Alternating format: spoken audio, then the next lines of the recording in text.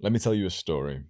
Just a couple of months ago, I was in my bedroom at home and I'm just about to launch my program, Adonis School, which is kind of like a medium ticket online community where they get a bunch of courses and live calls. It's $500 to buy it and then also $99 a month to stay in as a subscription. I launch it, I go to sleep afterwards and I check how many people have bought it the next morning after I wake up. First thing, like I'm literally in bed looking at the stats. 150. 150 sales overnight, $75,000 made in 12 hours. And I wasn't supposed to be like this. My dad is a taxi driver. My mother has been a stay at home housewife all of my life. And I've just made most people's, yearly, 2 years, 3 years income whilst sleeping. The lesson of this story is that there's ways to make a crazy amount of money, which seems like a lie, a scam. It's unbelievable that you could that someone like me could make that much. There's secrets out there which some top tier guys know, but many others don't. So today I wanted to do a little bit something different for you, for the tribe members who watch my videos. I've went on my list and messaged a bunch of the big name guys that I know. And I've asked them to share like some of their lessons when it comes to making like their first million, especially whilst they were young. And so we're going to go through my list right now. I'll tell you who it is, and we'll listen to their voice note that they replied with, and I'll give you like a little bit of my thoughts on what they've said as well. The first guy is Chris Williamson, who has over 1 million subscribers on his podcast, The Modern Wisdom. Yeah, man. So I'm not convinced that I qualify for this because I didn't hit that figure until I'm in my 30s. However, I think that lesson is quite instructive, which is I had the work ethic that I had in my 20s all the way through, but why didn't I realize perhaps the financial gains that I've been able to in later life? And it's largely due to picking a pursuit that doesn't have a massive amount of leverage, didn't have quite as much ceiling potential. Right now, I'm working on the internet, which is an unbounded, completely open market with no ceiling at all. And previously, I was working in nightlife, which generates an awful lot of cash, but is completely constrained by how far people are prepared to travel to go to a nightclub. So my piece of advice would be pick the right pursuit and pick a pursuit that has sufficient leverage, because you can be working very hard, you can be diligent, you can have a skill set, you can be creative, you can do all of those things, and yet still not realize your true potential, especially from a financial perspective, because it's just too capped. Pick the right boat, pick the right lake, then row as hard as possible. So Chris, before he popped off on YouTube and started to make a lot of money through his podcast, he was doing really well. And what he said was the nightlife. Basically, he ran like nightclub events. You know how nightclubs will have like massive, like a certain night. It's like the Flamingo Pink Night, whatever. It's like, people dressed in this way and it's celebrating this thing and it's this type of music and stuff. He was kind of like the marketer, like the guy who was like hosting a bunch of those events. And they were making, like he said, a pretty good amount of money. But it wasn't the right boat, the right vehicle to make good, like huge levels of wealth. The reason why is because it was a physical location. He had to be up late at night and everything. There was only really a cap of how many people they could make money from every day, because, the clubs have a cap. And like he said in different podcasts, he'd like sell out week to week and everything. But you can only get so many people inside of a physical location, like a nightclub. And also then he's mentioned like it's all down to the distance that people will travel. Basically, what this just means is when you put your stuff on the internet, you have an infinite amount of leverage. Millions of people can consume your things, as is the case for his podcast, my YouTube channel. You have millions of viewers. So I can get millions or at least hundreds of thousands of people to see my products and consider buying it, compared to when it's in person in like a random store or location. Next, we have Ali Abdal, who has 4 million subscribers on his YouTube channel. Okay, so what I would say is that it's really important to choose your market wisely. Now, if you're trying to make millions through a regular job, it's very, very important that you choose that job wisely, because you're basically never going to make millions if, for example, you're working as a doctor in the UK, but you're, on your route to making millions if you work as a hedge fund trader in London, in the city, for example. So choosing the industry, medicine versus finance, massively adds a massive multiple on what you can actually expect to earn. But I think similarly in the world of entrepreneurship, if the vehicle to making millions is creating your own business, which is the vehicle that I would recommend, and I suspect you would as well, then it's really important to choose your market wisely. Now, one mistake I see so many young people make, is that they to try and target other young people with their products. If you're a student and the only other people you know are students, you'll think, great, what product can I make that students would use? You wouldn't be thinking, let me offer $10,000 financial planning services to businesses. You wouldn't be thinking, let me offer a $50,000 consulting package to this kind of, AC manufacturing company. You'd be thinking, what app can I make for students? And by confining yourself to the market of people like you, i.e. students who are broken, have no money, it would be very hard to make millions unless you strike it really, really big and you get super lucky. And so it is worth, if you're trying to make millions, targeting the people who have money rather than trying to target the people who are like you. Because it is an unfortunate fact of the world that it's way easier to make money selling products and services to rich people than it is to try and sell products and services to people who don't have any of the money anyway. Sweet. Thank you, Ali. So Ali says something very similar to Chris, which is that you've got to have the right decision made first. Now, Ali's advice here is the right customer. So he mentioned market, but we can say market's kind of like the kind of customer who would buy your product. And he's basically saying, don't try and sell to people who don't really have that much money when you can sell to someone who has a lot more. So he's saying, if you're a student, maybe you don't need to try and sell some kind of service or product to other students. Instead, you can try and sell services or products to guys who've got a lot more money, like some 40-year-old chiropractor or something.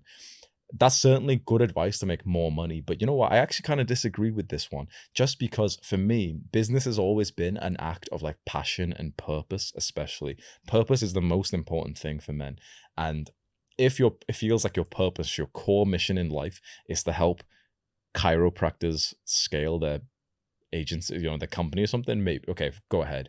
But for me, I always wanted a purposeful business, and the purpose generally is like serving some kind of person, giving your gift to the people that you care about. So you might make less money by, for example, making products for like young guys who don't really have much money to buy your products, but it checks off more of this like wholesome feeling of like, I'm helping the people that I really care about. So he's got awesome advice in terms of making money, but my advice is just kind of different because maybe I'm biased because I happen to get the best of both worlds. I chose the people that I really wanted to help, and I also make a lot of money doing that. Tate has really done this well, but the idea has always been that if you try and sell to like broke young guys, you're not going to make much money.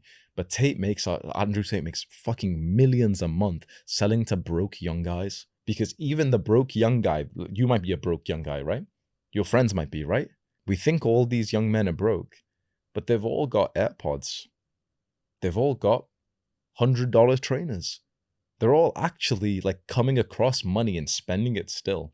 So this is one of the things I say to young guys when they ask me like, oh, but like I'm only 15, I can't really sell anything, which is too expensive to people my age. I say, no, not true, bro. How much are your friends' trainers? Every guy your age has got $100 shoes, right? So they can buy your $100 program. They've all got AirPods, which are $200. They've got some jacket, which is $100. They're like going out, get, like, restaurants and stuff every now and then as well. Like even young broke guys still can spend $50, $100. And if you get a lot of them buying your products, you can make a lot of money. There's almost two different ways you can go about this. So you can charge a huge number of guys a smaller amounts. That's, for example, what I'm doing. That's what Andrew Tate is doing. I have a $5 program. I have a $500 program.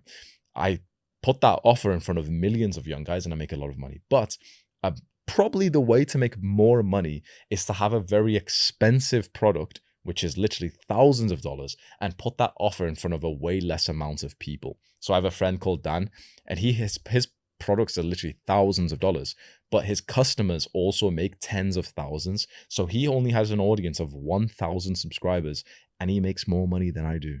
Just something to bear in mind. He's got 1,000 subscribers. I've got 2.2 million, and he makes more money monetizing his audience than I do with mine. Because if you do sell high ticket services, 10K, 5K to guys who've got that much money, you can make a lot more than doing it my way, which is like, selling to tens of thousands, hundreds of thousands of customers. Now we have someone that you might not have expected, but his name is Musa. Musa is someone who's worked very closely with Sneeko, with I think Fresh and Fit. Essentially, he's a very young guy who has made a lot of money doing short form content. So if you remember when Sneeko really popped off, it was when he was popping off on TikTok. Musa is the guy who actually helped that whole production. And whether, you can complain about Sneeko, whatever, but dopamine, whatever, it's like, you've got to respect the business knowledge here of like knowing what pops off on social media. So if right now you're trying to grow on YouTube, if you want to, be a YouTuber, TikToker, this advice is going to be helpful for us, because this is a very young guy. I believe he's 18 or 19 years old, and he's made a lot of money from like TikTok and short form content. The secrets to success, especially at a young age, is resilience and discipline. For example, if you don't go to the club and don't drink and don't smoke and don't do all of these things that are bad for you and don't mess around with women and the essence of promiscuity, then you are already ahead by not doing those things. So you already have your competition, as well as the fact that if you continuously spend that time that you would be doing those things like everyone else is working, then you are even more ahead of the competition. Oh, 100%. So what he's basically said is when you stay away from the distractions of most people, especially when you're a young guy as well, if you're 15, 16, 17, 18, 19, 20 years old, your competition are all watching porn, going out, chasing women, drinking, taking drugs, staying up late, listening to music and everything. If you're the guy who's willing to work and to, go to sleep on time, to wake up early, to meditate, to have a good diet, and to just do this work, if you can be, as he says, resilient to that kind of social pressure, which is normal for you, you can really stand out. I've got one from Sneeko. Hamza, there's literally no secret to becoming a millionaire. To become a millionaire, you have to work hard consistently, nonstop, for a long time. And it's not just doing tedious work. People think that because they grinded at their laptop in the trenches and in a dark room for a while, sending emails doesn't automatically mean you're going to become successful. Hard work is also analyzing what is necessary in the market. What is someone else not providing that you are able to provide? If you can do that, then you become valuable. If you're valuable and you are hardworking and you're consistent, you're going to win. It's that simple. I'm laughing because in the first few seconds, he's imitating the way that I speak. Hamza, there's literally no secret to becoming a millionaire. To become a millionaire, you have to work hard consistently, nonstop, for a long time. And it's not just doing tedious work. He said, to become a millionaire, you've got to work hard tediously for a long time and actually do basically the high leverage tasks. So it's not about, just working. It's about doing the kind of tasks that will actually equal a huge amount of income. Let's listen to the other bit again. People think that because they grinded at their laptop in the trenches and in a dark room for a while, sending emails doesn't automatically mean you're going to become successful. Hard work is also analyzing what is necessary in the market. What is someone else not providing that you are able to provide? If you can do that, then you become valuable. If you're valuable and you are hardworking and you're consistent, you're going to win. It's that simple. That's actually a very good point he's made there. What is something that you can provide that other people aren't? Where is your special edge? So let's say you've watched plenty of my videos, right? There's probably ways that you could speak on camera that you can tell that I'm not speaking. There's ways that you could talk, stuff that you could talk about. There's space for you in the market. You might not think it, you might not believe it. 3 years ago, when I first started my YouTube channel, there was already big name people in self-improvement. Already, it was this vibe of like self-improvement industries all saturated, YouTube saturated. People were saying that 3 years ago. Everyone says it now, but people were still saying it 3 years ago. And I saw where I could fit in. I could be this like brutally honest guy. Because back 3 years ago, if you remember the scene in self-improvement, it was a joke. None of the guys even practiced what they were preaching. None of the guys even went to the gym. None of the guys spoke in any kind of masculine way, set goals, or did anything like that. Every guy was just wishy-washy, talking about like systems over goals and all this bullshit, and like no one was actually practicing and becoming like more masculine and strong in real life, and no one was actually genuinely opening up and telling real stories of their weakness. I came onto the scene, and some of my first videos I was looking at you and saying I fapped 3 times this morning. That was my secret. I was willing to be like totally honest whilst other people weren't. And now it's just an industry norm, isn't it? Like you watch a self-improvement video, every guy will start with a story. You think about how much, like I'm just boosting myself here, but how much I changed the face of self-improvement. Most self-improvement videos you follow now literally start off with like they've taken my title, taken my thumbnails and everything. They start off with the story, whether they do the whole Jeffrey and Adonis thing, or they at least start off with a story because they've all watched my YouTube tutorials, and then they speak in this abrupt way. Men are strong, men have got to be like this, like what Sneeko was sort of imitating me, saying like, Hamza, there's no secret. Like this isn't me saying yeah I'm the best or anything, but literally 3 years ago people were literally commenting saying that the self-improvement niche was saturated. I found the special place, which was that I could be this abrupt, honest guy. We've got one more. We've got Mike Thurston as well. A trait which I think these young millionaires all have in common is a laser pinpoint focus at achieving one specific goal. They will do anything and everything to be the very best at one particular thing. They don't get distracted by trying to be the best at like 4 or 5 different things, or trying to, bring in 7 different revenue streams. They just go almost all in on one thing. And they have this amazing ability to not get distracted. As the money starts to come in, as the temptations from women and parties going out, people wanting to meet up and spend time with them, they still have this ability to stay no, to not get sucked in, to not get carried away into this hedonistic lifestyle. They ignore it all and still keep their eyes on the prize. They keep that tunnel vision and they keep doing everything and anything to maintain their position of being the very best at that one thing. That was beautiful. That was from Mike Thurston. That's 100% true. So what he's saying is, for the young guys who've really stood apart and become really successful, they have this skill of not being distracted by specifically what the success brings. So Musa actually has said something similar. So imagine in Musa's perspective, he's a young guy, I think he's like 18, 19 years old, and he started making like a lot of money. He could be going out to clubs, he could be partying, he could be being a degenerate, smoking, drinking weed, drinking and taking drugs and everything. He'd be like he'd have the money for it. But he's not. He's staying true to his religion, to his faith. He's working hard. He's grinding. Many young guys, they don't make any success at all. But the guys who do stand out and they have that laser focus, like Mike just said, what happens, which you must be prepared for. If you expect to become successful, you must be prepared for this. Success brings its own distractions. What you wanted all this time was success. That is wrong. It's not to achieve the success. It's to maintain and to grow and to multiply it. Because success, once you've got it, the money, the fame, the followers, whatever you want, that's when the real opportunity for you to fall off will be. This is the plight of, so many basketball players, athletes, and YouTubers, influencers, everything, celebrities. They'll get the initial success. They'll be making tens of thousands a month. That's when they lose it. That's when they go to too many parties. That's, this is like Mike Tyson partying in Japan the day before his one of his fights. This is the athlete who gets up to the NBA and then gets a random girl pregnant and she's suing him for child support now. Success leads to its own distractions. So if you can be disciplined right now, when the potential distractions are like a crappy night out with loser friends, okay, nice. You're already better than most people, nice. Can you be disciplined when the distraction is partying with 9s and 10 out of 10 women? Can you? Would you stay disciplined for that when a 9 out of 10 girl wraps her legs around you and tells you to like finish inside of it? Are you gonna stay disciplined for that? Every guy says like, oh yeah, of course, I've got no problem. It seems to me that the most successful guys actually sit here for a second and they actually will like have the humility to think, damn, that would be hard. They won't just lie and say, no, yeah, of course I will. Because if you've had that energy where you answer these questions like, yeah, I will. I don't believe you. Because I know in myself and the guys I've spoke to, the ones who become successful, they don't have this arrogant thing of like, yeah, I won't get distracted by it. Yeah, I'm just going to stay working. They have this humility to think, oh, damn, I could fall for that actually. And they sit here with this level of humility and honesty and think, okay, how would I stop that from happening? Well, I'll never get into that situation with a girl anyway. And if I do, then I'll always use protection. And it's like they're seeing this like if then statement. They're always like constantly like staying vigilant of the things that could happen. You've got to be prepared for what life throws at you and even more than that, for what success throws at you. One of the things that Mike was talking about here was the concept of the woman in the red dress. This doesn't really have anything to do with women, but it's from the Matrix movie where the main guy is like, he's trying to stay focused on the mission, whatever. Everyone's like gray and dark and stuff, right? The whole world's kind of like dark. And this girl wearing a red dress comes in and she distracts the main character and he ends up being killed. Basically, it's to say like at every level, the woman in the red dress will become prettier. So what this means is at every level of your journey, of your success, the distractions that could end up killing your success become prettier. Right now, they're not even that nice for most guys. Like the distraction for you is what? Like a shitty takeaway, like a like greasy meal from like a little takeaway or something. That's like the distraction. Maybe it's like the distraction of watching porn. It's like, it's low end stuff. 1 year from now, after you've been working hard, suddenly it's the distraction of like sleeping with that girl who's a 6 out of 10, which the younger you would have killed for. Suddenly it's like going out to that late night restaurant of like pretty nice quality restaurants and saying no to that because it's maybe going to be past your bedtime. 5 years from now, it might be saying no to the 8 out of 10 girl, the 9 out of 10 girl.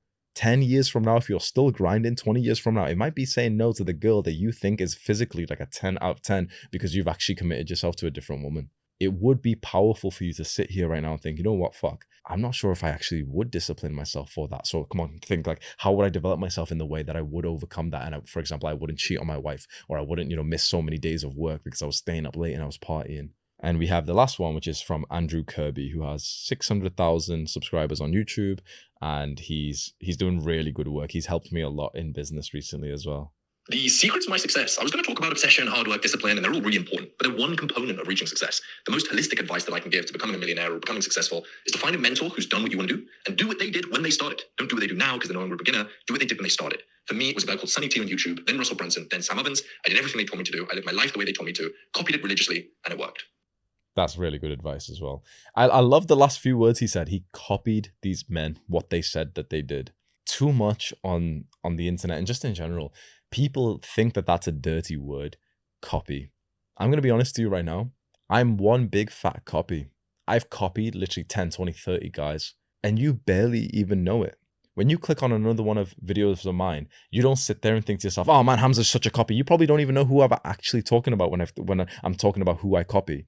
I've done it in such like an autistically detailed thing. I literally have at home in my bedroom pages all over my wall saying copy Hamosi, copy like Andrew Tate, copy this thing, copy this thing. You wouldn't realize how much I have copied the men who have came before me. You would not realize it.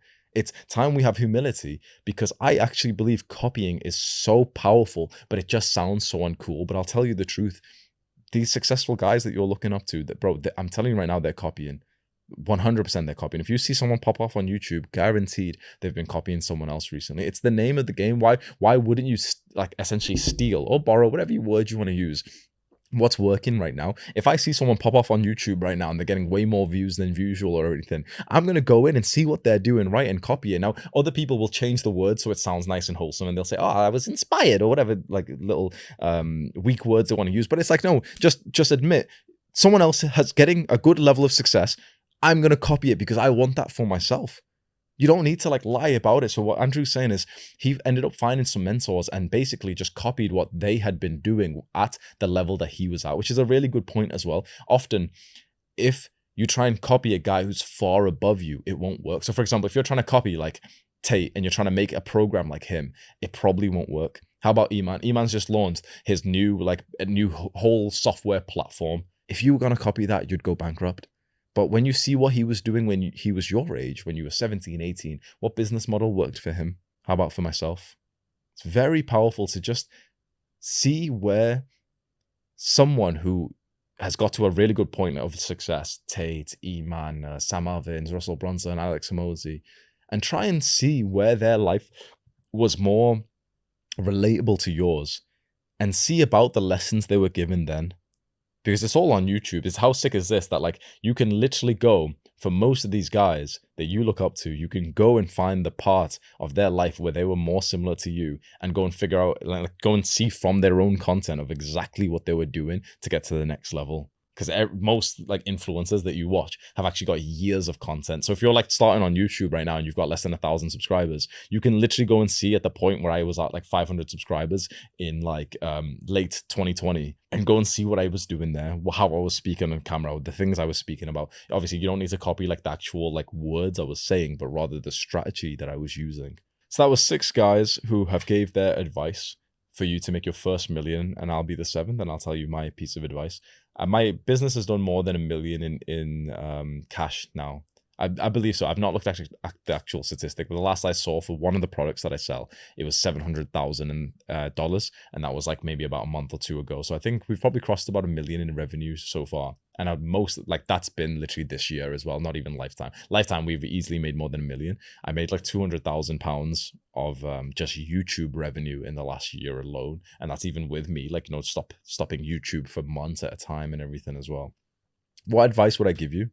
I'm not going to answer for you to make your first $1 million, but I'm going to tell you how to get to your first $10,000 per month. The single thing that is stopping you from making 10K a month is your productivity. That's it. It's not the business model. It's not genetics or luck or anything like that. It is simply just your productivity. If you can increase your work rate by 5 times, you will make at least 5 times more money, if not even way more. That's it.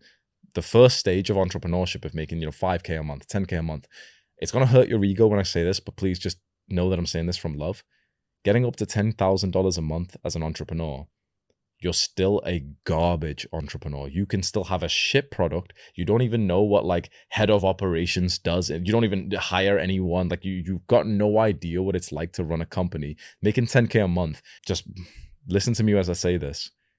A lot of complete idiots are making 10K a month. I said this to my friend Scott. There's a lot of complete idiots who drink alcohol, who don't even know about who don't even study, who don't even read, and they're making more than 10K a month right now. There's a lot of absolute idiots, and you're like some good entrepreneurs are watching this smiling, knowing that I'm absolutely right.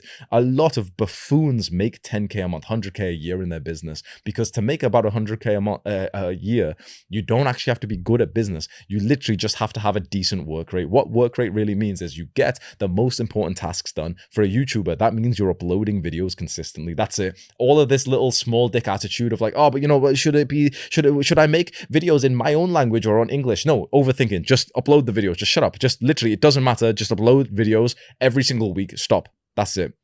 It's that simple. You just need to get something done and out there and live. You just need to have decent productivity, which I'll explain to you. And recently I've done videos on productivity, so you can just go find them on my channel. Literally just wake up and work hard on like the biggest task of the day and just don't eat first thing in the morning. That alone will set you apart. Then you literally, this is the psychological part, you just need a way for someone to send you money. You need a way for like to have some kind of website or checkout link or anything where someone can send you money. Literally 99% of people watching this right now have no way that anyone could even buy their products. They've got no products for sale and they're wondering how to make money. It's like you need some kind of way, like some kind of checkout page just set where someone can just send you some money.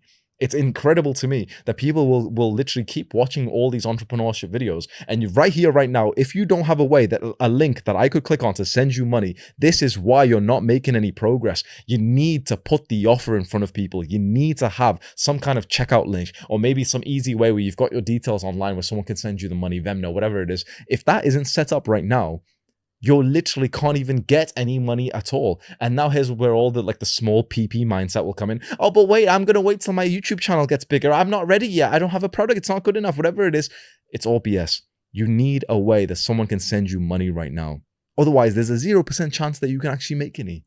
So get the web page made. Open up the product. Maybe you want to sell like an online community like I have. I use what's called school.com. That's the website I use, right? And on that, you can set up the page so that people can pay you and buy into your page. Maybe you set up a Stripe payment link and that's in your Instagram bio for like coaching or your YouTube bio or something. Many people are literally not even taking the first step so that there's a way to buy their thing. Imagine me and you went through the supermarket and in every store we went into, there was no one at the till. There was no till. There was just no reception. It was like we're there, like, you know, thinking, oh man, this shirt looks kind of nice. Too bad we can't give the company money to buy it. This is where literally 99% of little like wannabe entrepreneurs are at. I'm speaking with such like aggression because for 6 months of my business, I didn't even have this. And it was only when I set it up that instantly when I mentioned the link in my bio as a YouTuber, that's when I got my first sale, like 6 months in. I could have been scaling that up for 6 months. If you're here with like 10 subscribers thinking, oh yeah, I'll just wait. No. You want to start this now because that's how, like, it's like saying, oh, but I'll just wait to, you know, get into the gym next year when I've lost a bit more weight. What would you say to the guy, to the little skinny kid who told you, oh yeah, I'll just wait till next year to start going to the gym? No, just do it now. Stop being a pussy. You need a way that people can give you money. I know it's so common sense, but like, just ask yourself that question. Do you have a link right here, right now that someone can buy something? If the answer is no, get that link made as soon as possible. Then mention that link to people, whether it's through DMs or social media. Mention that link. You'll start making money. Now just scale it up. Figure out, okay, do I need to mention the link and to more people? Do I need to make more videos? Do I need to get more of an audience? Or do I already have a little bit of an audience of a few hundred people? The link is getting a few hundred views, but almost no one's buying it. Okay, I have to make whatever the product is better. I have to maybe make it a little bit cheaper. I have to make it more valuable. You start to figure out the journey once you've actually got the offer in front of someone. This is your call to adventure right now. Your actionable step as this young entrepreneur who's watching these videos, but quite frankly is not taking action because you're just procrastinating. I want you to get some progress in this. Get some kind of link, checkout page, website, whatever made literally right now. This is your task. It doesn't have to be amazing, but as long as you've got some way that accepts payments that you can start to mention to people now and tell them that this is the program you have, this is the product, whatever it is, that's when you become an entrepreneur. Otherwise, right now, you're what's called online a wannabe entrepreneur, a wantrepreneur. And that's just embarrassing. It's basically like a guy who's basic, almost like he's seen as like brain dead in the entrepreneur community, where it's like you haven't even done step one. You don't want to be stuck in that stage. As soon as you've got like a link or somewhere that people can buy, you're officially an entrepreneur. Till then, you've been watching all these videos doing nothing. If you really care about entrepreneurship and you want to hear more lessons like this, then Adonis School is my community of entrepreneurs if you want to go and join that. Do the hard work, especially when you don't feel like it. Mwah.